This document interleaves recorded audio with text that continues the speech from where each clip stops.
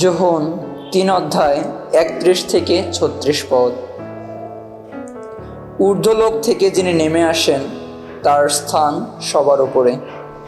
এই পৃথিবী থেকে যে উঠে আসে সে নিজেও পার্থিব এবং সে যা কিছু বলে তাও পার্থিব।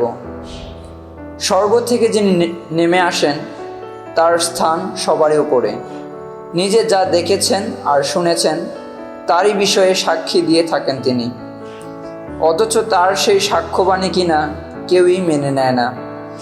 যে কেউ তার সেই সাক্ষ্যবাণী মেনে নেয় তাতে সে এই কথারই সুনিশ্চিত সমর্থন জানায় যে পরমেশ্বর সত্যবাদী।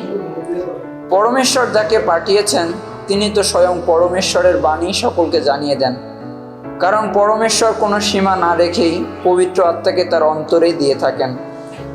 পরমপিতা তার পুত্রকে ভালোবাসেন, তারই হাতে তিনি সমস্ত কিছু তুলে দিয়েছেন। পুত্রকে যে বিশ্বাস করে সে শাশ্বত জীবন পেয়েই গেছে, কিন্তু পুত্রকে বিশ্বাস করতে যে অস্বীকার করে সে কোনোদিন সেই জীবনের দেখা পাবে না। পরমেশ্বরের ক্রোধ তার উপর থেকেই যায়।